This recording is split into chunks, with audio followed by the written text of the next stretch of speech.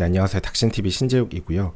오늘 주제는 흑수저 사회초년생을 위한 초저가 중고 수동 경차 알아보기를 시작하도록 하겠습니다. 일단 제목에 대해서 제가 굉장히 좀 염려스러운데, 흑수저를 위한 경차 수동 이러면은 기분 나쁘게 생각하실 분이 있을지 모르겠어요. 저도 제목을 굉장히 조심스럽게 생각하는데, 제가 이제 정말 흑수저의 삶에 대해서 완전히 이해하지는 못하는 게 있을 수 있어서 함부로 말하기는 그렇지만, 저도 이제 중고차 시리즈를 하다 보니까 사회초년생이 2,700만원짜리 아반떼 인스피레이션, 최소한 통풍 시트 있어야 되고, 와이드 디스플레이에 무드등이 있어야 되고, 자율주행 없으면 운전 못한다, 이러면서 적어도 2,700만원짜리 아반떼 인스피레이션은 할부를 끼든 어떻게든 2,700만원을 모았을 때 지르는, 이런 거에 대해서 저는 되게 좀 많이 인플레이션 되어 있는 분위기인 것 같다라는 생각하는 주의거든요. 사실 우리나라가 이제 소득 수준이 많이 높아지고 잘 살기 때문에 이제 그 정도는 거의 기본이라고 생각하는 게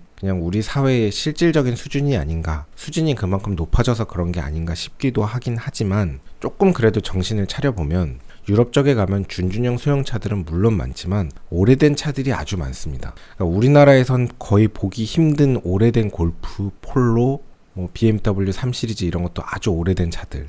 라이트는 HID는 물론 아니고 예전에 거의 전구 라이트는 뿌얘져서 매우 낡은 모양이고, 그런 차들이 유럽, 독일 길거리에 보면 흔히 많이 있어요. 보통의 동네에. 게다가 유럽 쪽은 수동 미션이 50% 보급되어 있고, 영국 쪽은 아직도 70%라는 얘기가 있습니다. 제가 영국은 최근에 못 가봤는데, 실제로 유럽 쪽에서는 렌트카를 빌릴 때 준준형 소형차들은 기본이 수동이죠. 오히려 오토를 찾기가 힘들고, 우리나라는 사회초년생의 기본 디폴트 차가 너무 높아져 있는 것 같다라는 생각이 들고, 물론 돈이 본인이 많아서 여유가 있어서 사는 건 이제 아무 상관없는데, 제가 안타까운 거는 여유가 없는데, 없는 건 이제 죄가 아니란 말이에요.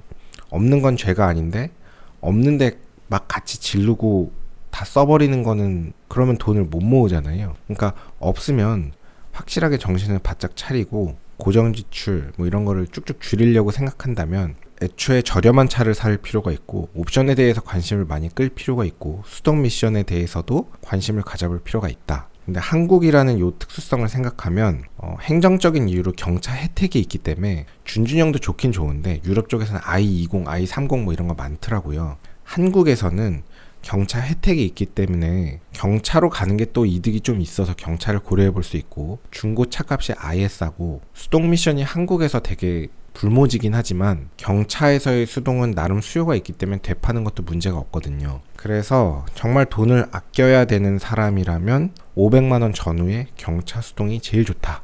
정말 돈을 많이 아낄 수 있다라는 생각을 하게 되었고, 중고 경차 수동 고르기로 오늘 시작해 보도록 하겠습니다. 사회초년생이 돈 모으고 이러려면 차가 무슨 차냐, 그냥 버스 타라, 이렇게 얘기하는 경우도 있는데요. 다 틀린 얘기는 아닌데, 어차피 이제 적절한 값을 찾아야 되는데 그건 본인이 찾아야 되는 거지 남이 뭐라고 할 일은 아니고요. 그래도 내가 차는 사야겠다라는 거에 제가 한마디 좀 도움을 드리자면, 제가 이제 대학교 때, 제가 포항공대 다닐 때, 그때 이제 포스비라고 이렇게 내부 게시판이 있어서 그거 이렇게 카풀 해갖고 얻어 타는 게 있었는데, 어떻게 하다가 이제 당시에 기계과 대학원생인데 레이싱 같은 거 하시는 분이 클릭 작은 차를 타고 다니는 분이 있었는데, 그분 차를 한번 얻어 탄 적이 있어요. 근데 그분이 그런 얘기를 하더라고요. 자기는 대학생 때 돈을 아끼는 게 진짜 되게 부질없는 짓이라고 생각한대요. 그래서 저는 무조건 아껴야 되는 줄 알았는데, 그런 말 하는 거 듣고 너무 신기해서 이거 뭔 소리지? 하고 들어봤더니, 그분 얘기는 어차피 나중에 가서 돈을 벌기 시작하면 한두 달이면 버는 돈인데, 대학교 때 막 악착같이 막 돈을 모으는 게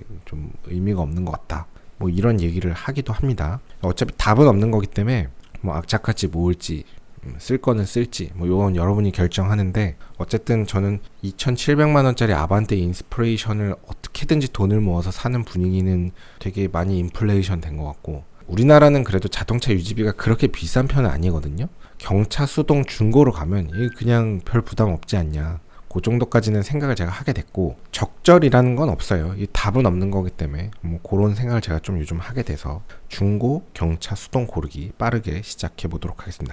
제가 이제 경차 수동 타다 보니까 이게 사회초년생한테 또 좋은 게 뭐냐면, 약간 멘탈 훈련을 할 때 좋습니다. 사회초년생은 자라나는 새싹이니까 정말 갸냘픈 그런 존재잖아요. 저 같은 이제 30 중후반 저는 이런저런 풍파를 겪고 이제 거의 잡초같이 살아가고 있는 사람인데 사회 초년생 때 여러 가지로 상처받는 일들이 많을 수 있단 말이에요. 이별도 상처고 뭐 어디 원선에다 떨어지는 것도 상처고 돈이 없는 것도 상처고 뭐 어디 가서 무시당하는 것도 상처고 뭐 여러 가지 상처들이 계속 있을 텐데 경차를 타면서 도로 주행하면서 한국 도로 환경에서 현실적으로 좀 이런저런 공격이 있거든요. 없지 않아요. 제가 볼 땐 있긴 있습니다. 근데 그런 상처들도 도로에서 받는 연습을 하는 게 사회초년생에게는 또 굉장히 좋은 교육이 되겠다. 뭐 그런 생각마저도 들어요. 이 살다 보면 훨씬 더 더한 일들이 많기 때문에 도로에서 겪는 그런 자질구리한 상처들은 상처도 아니거든요. 그건 공격도 아니에요. 그런 것들은. 그래서 그런 거를 이제 그냥 씩 무시하고 갈 수 있는 그런 멘탈을 키우는데도 도움이 됩니다. 그러니까 경차를 타고 자존감을 갖고 도로에서 무시당해도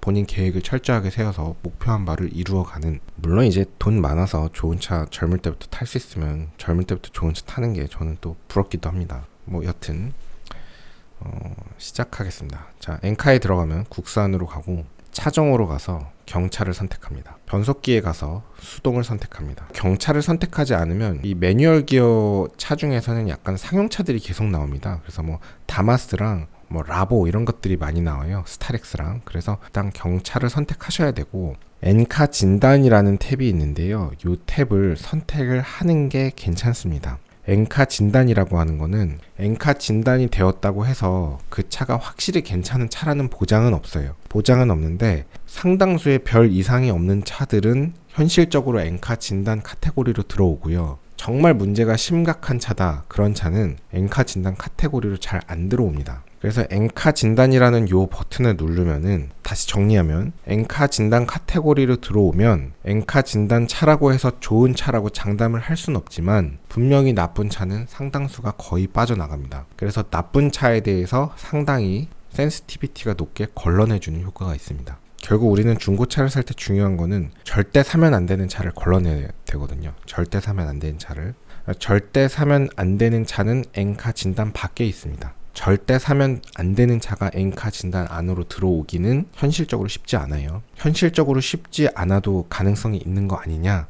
우리는 그런 확률은 대비하지 않습니다. 정상적인 사람은. 이 정도 얘기해도 이해 못하시면 어쩔 수 없고요. 이 세상은 와일드 라이프이기 때문에 이 정도 설명드려도 이해하지 못하는 사람을 다 구제하면서 가지는 못합니다. 어쩔 수 없어요. 세상이 무섭습니다. 사회초년생은 세상이 무서운 걸 빨리 알아야 돼요. 세상은 따뜻하지 않거든요. 아무도 여러분 인생에 관심 없다는 걸 빨리 깨달으셔야 돼요. 유튜버도 여러분을 위하지 않고 여러분의 친구도 여러분을 위하지 않고요. 여러분을 위하는 것 같은 사람도 여러분을 위하지 않아요. 영원히 함께할 것 같은 사람도 여러분을 위하지 않습니다. 영원히 함께하지 않고 그나마 믿을 만한 거는 부모인데 부모도 또 사람마다 좀 상황이 다르거든요. 여러분을 진정으로 걱정하는 사람은 여러분 본인 자신 말고는 아무도 없어요. 이 길 왜 했지 내가? 그래서 엔카 진단 카테고리로 들어오고 뭐 믿고 엔카홈, 엔카보증, 엔카 헛걸음 보상 뭐 이런 것들도 마찬가지의 느낌인데 다른 것들은 제가 그리 좋아하지는 않습니다. 이것까지 얘기하면 너무 산으로 가니까 여기까지 하고 지나갈게요. 자, 그러면 엔카 진단을 받은 차들만 나오죠. 여기서 차를 순서대로 한 5개를 대충 열어볼게요.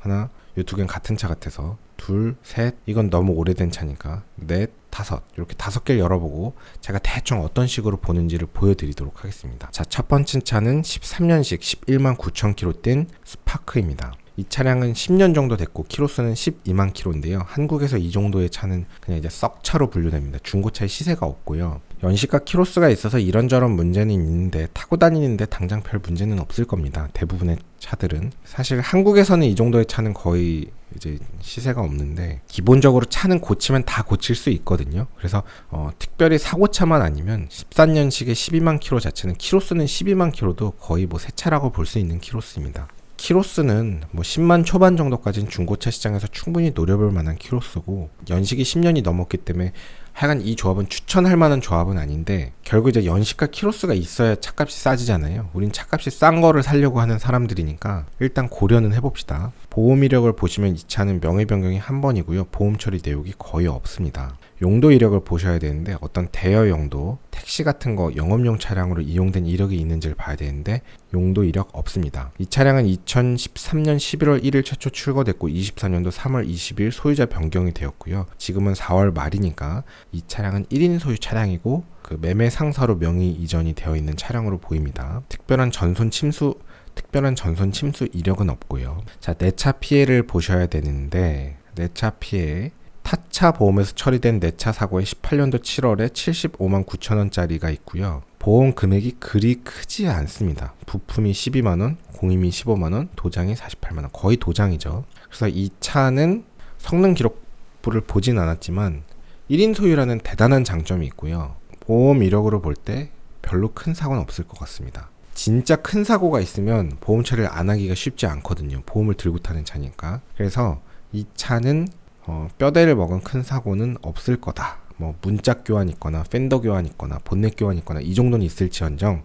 뼈대를 먹은 차는 아닐 가능성이 매우 높습니다. 엔카 직영 성능 보증을 보겠습니다. 최근에 생긴 기능인데 성능 보증이라고 성능 기록부 사람으로 치면 종합검진 받는 거예요. 건강에 이상이 없다 이런 것처럼 이제 중고차 매매 상사에서 차가 거래가 될 때 중고차 딜러분은 제3의 업체 중고차 딜러도 손님이에요. 성능장에 가서 성능 기록부를 발급을 받습니다. 이 차가 외판 교환이 있는지 뼈대 교환이 있는지 이런 거를. 근데 요즘에는 이 성능장에 엔카 직영 성능장이 생겼어요.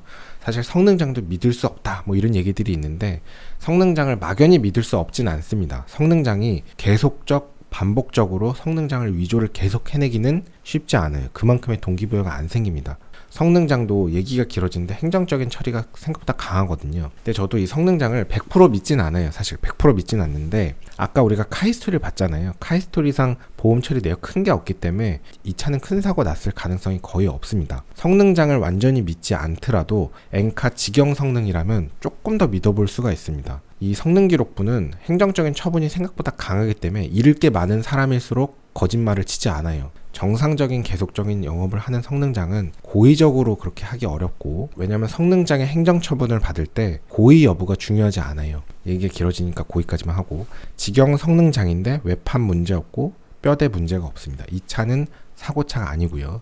누유가 있는지 보는데 누유 기록이 없습니다. 요즘에는 누유 기록이 없으면은 꽤 괜찮은 것 같습니다. 왜냐하면 요즘에는 중고차 보증보험이라는 게 생겼는데 이 성능 기록부를 발급을 받았잖아요. 이것도 나름대로의 시장에서 공신력이 있단 말이에요. 그래서 이 공신력 있는 서류를 바탕으로 보험사라는 또 제3의 보험사에서 보증을 서줍니다. 우리가 돈은 내야 되지만. 그래서 이 성능지랑 맞지가 않으면 보증 수리를 해줘요. 그러니까 누유가 없다고 했는데 샀더니 헤드에서 누유가 있다 이러면은 보증보험을 통해서 수리를 받아낼 수가 있습니다. 그러니까 요즘에는 오히려 중고차를 사놓고 누유가 있는지를 찾아내는 시장이 생겼어요. 찾아내면 보증보험으로 수리를 받아내면 오히려 더 개꿀이니까 일종의 리빌드가 된다는 거죠. 그래서 이 차는 종합하면 1인 소유라는 프리미엄이 있고 연식과 키로수는 좀 있지만 카이스토리 깔끔하고 성능 기록부도 엔카 직영이고 상당히 리스크가 적습니다. 게다가 가격이 290만원이기까지 하죠. 자, 여러분이 분명히 아셔야 되는 건 세상에 공짜는 없습니다. 이게 이제 서류상으로 리스크는 없고 차가 어디 박은 차는 아니니까 그리 큰 문제는 안 되겠지만 연식과 키로수가 있기 때문에 어느 정도의 정비는 좀 필요할 수 있어요. 다만 뼈대를 먹지 않은 차는 오일 갈고 정비를 하면 차를 다 새 차로 만들어낼 수가 있는데 비용은 좀 감수를 해야 될 겁니다. 타다 보면 컴프레셔가 망가져서 교환할 수도 있고, 타다 보면 냉각수 교환하느라 한 20만원 들 수도 있고, 타다 보면 변속기 오일 교환하느라 또 한 15만원, 20만원 들 수도 있고, 그런 정도의 정비는 들어갈 수는 있겠죠. 하지만 당장 타는데도 별 문제는 없을 거고, 약간의 경정비를 하다 보면 계속 탈 수 있는 새 차로 탄생을 할 거고, 그러더라도 많은 비용이 들지는 않을 것 같습니다. 이런 차는. 그래서 이 차는 엔카에서 진단을 한 번 더 받았는데요. 엔카 진단도 외판 뼈다고 문제가 없습니다. 이런 사설 진단은 사설에서 보증은 한다고 하지만 어떤 행정적인 처분이 없기 때문에 사실 그만큼 더 믿을 수는 없지만 그래도 엔카 정도 되는 데서 한 번 더 진단을 했다? 이 차는 정말 외판 교환이 없는 차량으로 보입니다. 게다가 외판 교환이 없다면 뼈대를 먹었을 리가 없겠죠. 그래서 이 차는 지금 설명을 보면 설명이 나와 있으니까, 근데 나쁜 차라면 제가 얘기하기 좀 그렇지만 이 차량은 그 유튜브를 하는 어떤 업체의 차량인 것 같아요. 일산 쪽에 있는 차인데 되게 특이한 실험 많이 하는 채널 있잖아요. 그쪽 차량 같은데 여러분들이 이제 차량을 살 때 항상 이해를 하셔야 되는 거는 어떤 정상적인 검증 시스템 하에서는 문제가 없지만 중고차라는 건 다 여러 가지 리스크는 있습니다. 그런 거에서 걸러지지 않는 거는 그런 것들은 본인이 이제 다 겪어가면서 하시면 됩니다. 그것도 받아들이지 않겠다? 그럼 중고차 사시면 안 되죠. 이런 수동 에어컨도 아주 좋습니다. 돈 아껴야 되는 사회초년생이 뭐 오토 에어컨이고 양쪽 뭐 온도가 달라야 된다? 에어컨은 이런 수동 에어컨이 더 좋습니다. 그리고 이런 거 인생에서 전혀 중요한 게 아니에요. 트렁크도 공간 충분합니다. 이 정도면. 시간 관계상 다음 차 넘어가겠습니다. 두 번째 차량은 15년식 12만 킬로. 연식이 조금 낮고 키로수는 12만 킬로입니다. 보험 이력 먼저 보겠습니다. 이 차량은 가격이 벌써 있죠. 가격은 480 정도 되니까 열어보지 않아도 이 차는 크게 사고차는 아닐 겁니다. 막장인 차는 가격이 이렇게 나오지 않아요. 보험 이력 볼게요. 이 차는 명예변경이 4회, 내차 피해가 93만원, 타차 가외가 46만원. 일단 보험 처리 내역 자체가 두 개 합쳐야 93만원, 타차가 46만원이니까 이 정도면 보험 처리 별로 없는 겁니다. 이 차는 카 히스토리만 봐도 별로 사고는 없을 것 같은데 명의 변경이 좀 있죠. 명의 변경 횟수가 4회인데요.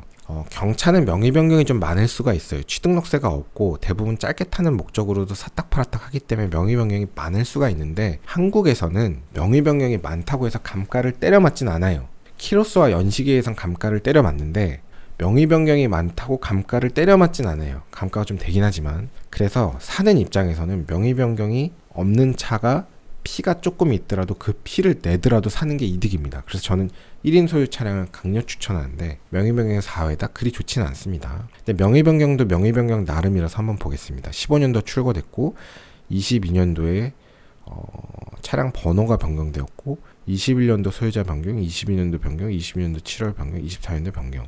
이게 이제 좀 따져봐야 되는데 이게 매매 상사에서 변경이 좀 몇 번 있었을 것 같은데 조금 이렇게 복잡하면 이거 어떻게 돼요? 어떻게 돼요? 저한테 물어보시는 분이 있는데 저도 사실 잘 알 수 없어요 이거는. 근데 이런 거 요즘에 또 알아볼 수 있긴 한데 결론부터 말씀드리면 어쨌든 좀 이렇게 명의 변경이 많다? 저는 굳이 선호하진 않습니다. 여기에서 설명드리는 이유는 뭐냐면 우리는 차를 한 대만 사면 되잖아요. 여러분 차를 5대 사야 되고 10대 사야 되는 게 아니죠. 한 대만 사면 되잖아요. 그러니까 한 대만 사면 되는데 굳이 뭔가가 좀 마음에 안 드는 걸 사실 필요는 없습니다. 저는 이런 경우엔 거릅니다.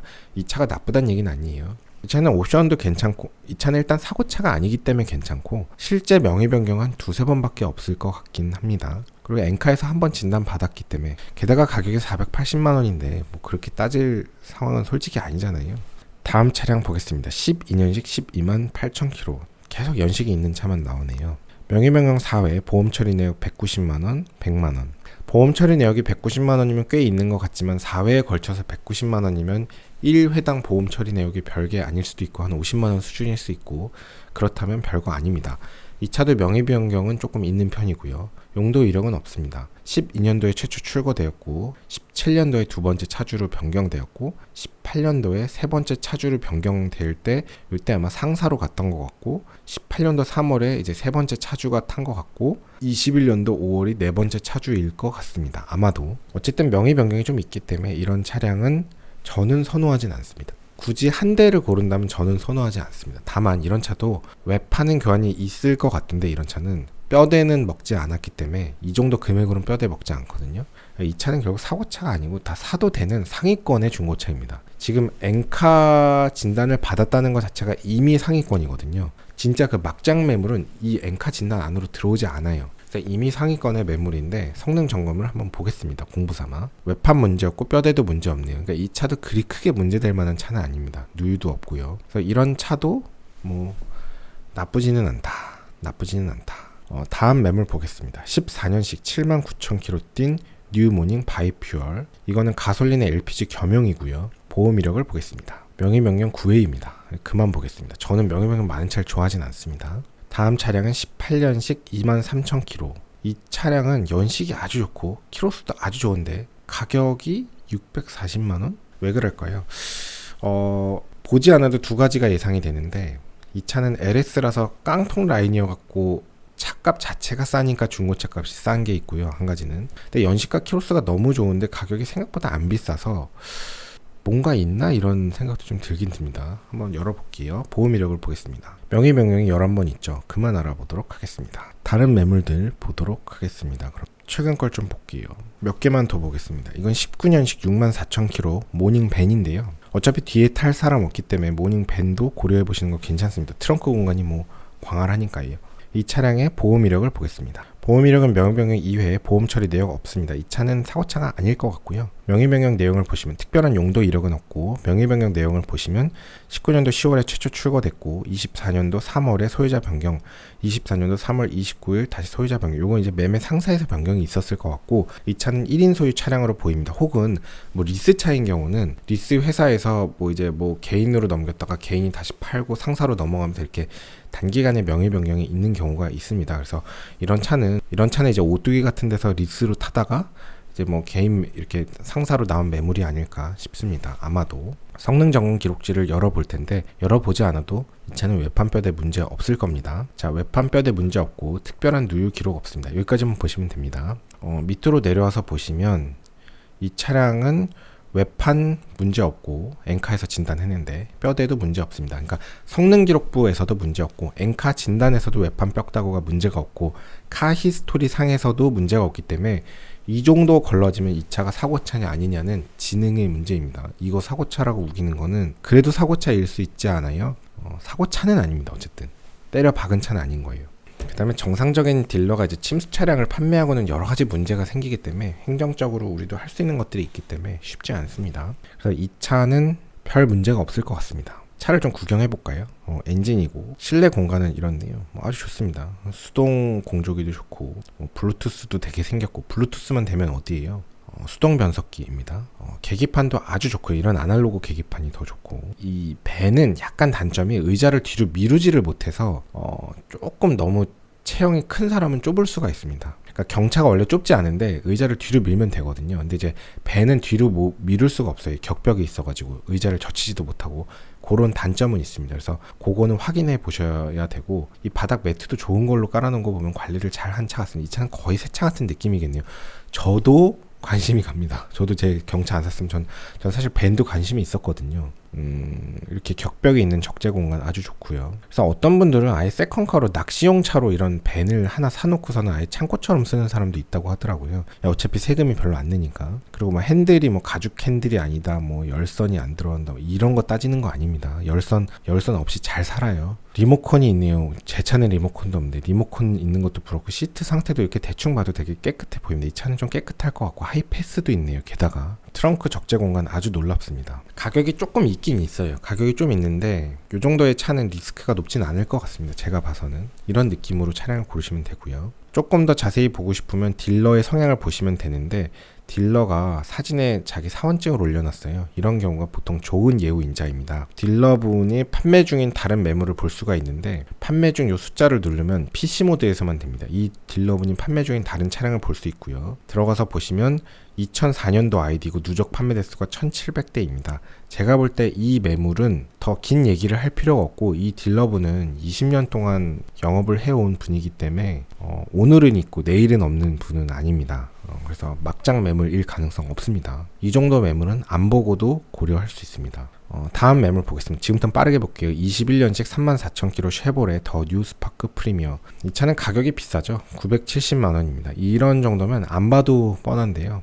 보험 이력을 보겠습니다. 명의 변경 1회 보험 처리 없습니다. 특별한 용도 이력 없고요. 21년도 8월 출고됐고 24년도 4월 8일 소유자 변경됐고요. 보험 처리 깔끔합니다. 이 차는 그냥 성능 기록 보지도 않겠습니다.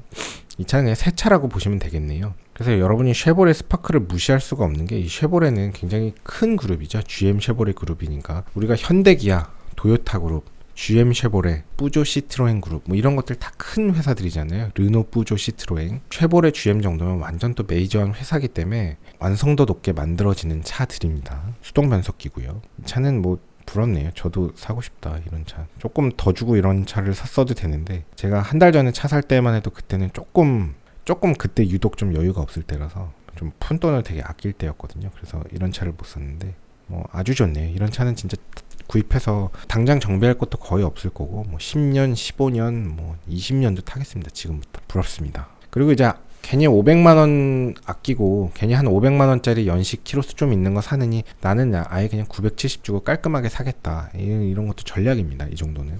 다음 차량 보겠습니다.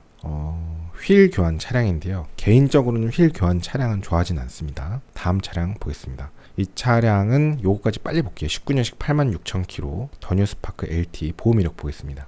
명의 변경 이후에 보험 처리 내역 없고요. 용도 이력 없습니다. 2019년도 9월에 출고됐고 22년도 11월에 변경, 24년도 3월에 변경됐습니다. 명의 변경이 1인 소유는 아니지만 정상적으로 뭐 경차니까 몇 번 바뀔 수도 있죠. 첫 차주가 3년 동안 아끼고 잘 탔고 두 번째 차주가 한 2년 탔는데 1인 소유가 더 좋긴 한데 뭐 2인 소유를 무조건 걸러야 되는 건 아닙니다. 성능 기록지 보시면 외판 뼈다고 문제 없고 특별한 누유 기록 없습니다. 누유 있으면 보증보험 받으면 되고요. 엔카에서 진단 한 번 더 받았는데 외판 뼈다고 문제 없습니다. 자, 저는 차를 볼 때 뭐 내부에 무슨 옵션이 있어요 없어요, 뭐 핸드 있어요 엉뜨 있어요 이런 거 따지지 않거든요. 그런 거 따지는 거 아닙니다. 푼돈을 아낄 때는 확실히 아끼세요. 그냥 차가 굴러가고 에어컨이 있고 크게 망가지지 않고 그러면 됩니다. 차가 있는 것과 없는 것의 차이는 크니까요. 본인이 돈을 아끼고자 하면 확실하게 컨셉을 잡고 가고 다른 사람 눈치 보시면 안 됩니다. 지금 우리는 아끼고자 하는 차를 고르고 있는 거잖아요. 그래서 아까 900 몇십만 원짜리 차도 괜찮지만 이 670만 원 정도 300만 원을 내가 아껴야 된다 하신다면 이 정도도 괜찮겠네요. 일단 오늘은 여기까지 하겠고요. 얘기가 길어져서 저도 잡다한 얘기들을 많이 하고 싶은데 많이 못했어요. 그러니까 뭐 아끼고자 한다면 확실하게 경차, 그 다음에 수동 미션을 너무 두려워하지 말자. 거의 공짜로 타는 경험을 하실 수 있을 거다.